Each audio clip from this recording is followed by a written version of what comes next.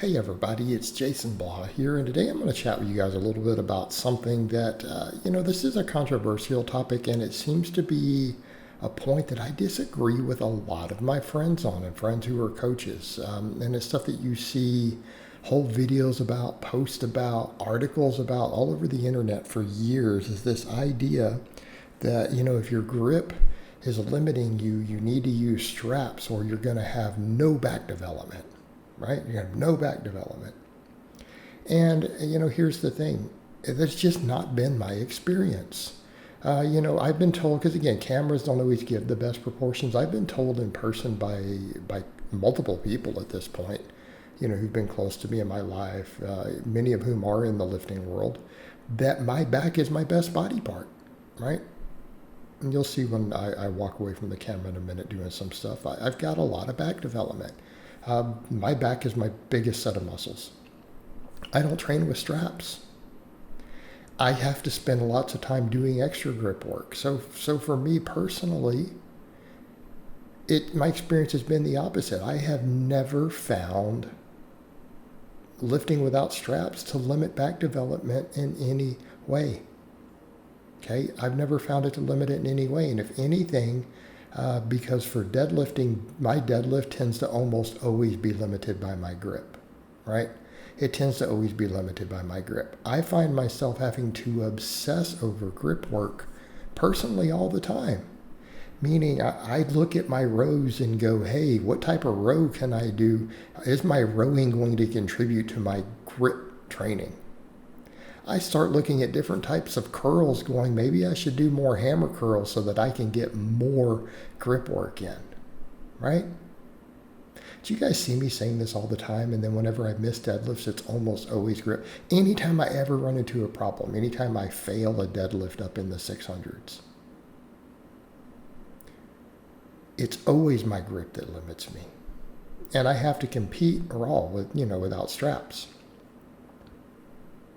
I train without straps, yet my back development is great. My back development's great. And I've just never seen this to be the case. You'll see this all the time. You'll hear this anecdote. I see all these guys out here afraid to use straps. All right, they're afraid to use straps and they struggle to build a back because they won't put the straps on. I've never seen this.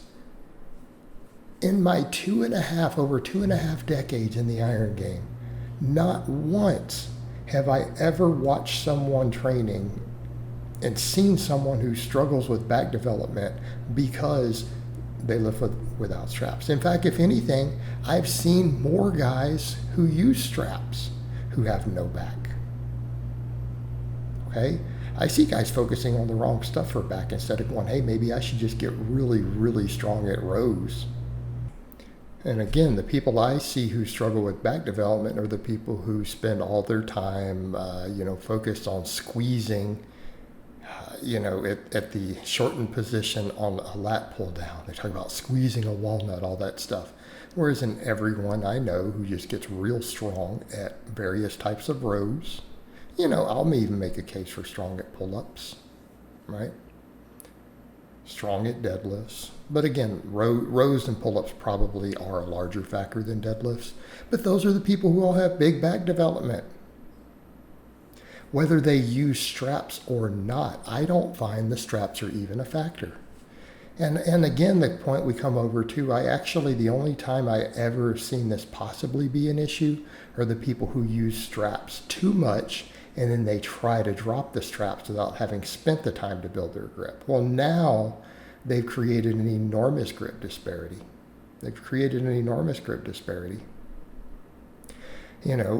let's come back over to the other point. Because I've made the point on deadlifts, I will occasionally have people say, well, you should be using straps on your deadlifts because your deadlift performance is being limited by grip. But it's like, but that's what's going to limit me in competition. So why wouldn't I just let it be that way in training? In other words, are we building all the muscles of the deadlift purely by deadlifting anyways? No, we're doing rows, we're doing posterior chain exercises, right? Glute ham raises, reverse hypers, good mornings. These are the things that build elite deadlifts. That's one of the best ways to do it. Build all the musculature with other lifts. So all your deadlift sets, if your grip is the limiting factor, shouldn't you be doing that?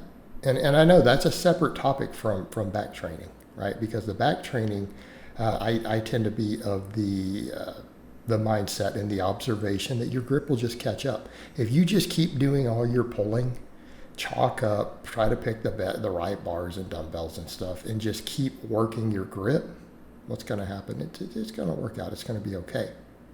Right? Those things are all going to be okay.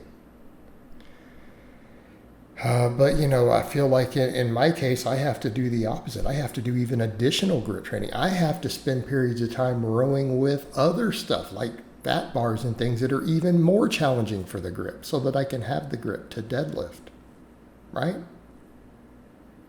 In my experience. And not once have I ever had a client. I catch a lot of my clients and they're filming stuff they've been strapping up for rows and then not sending me the footage of their rows.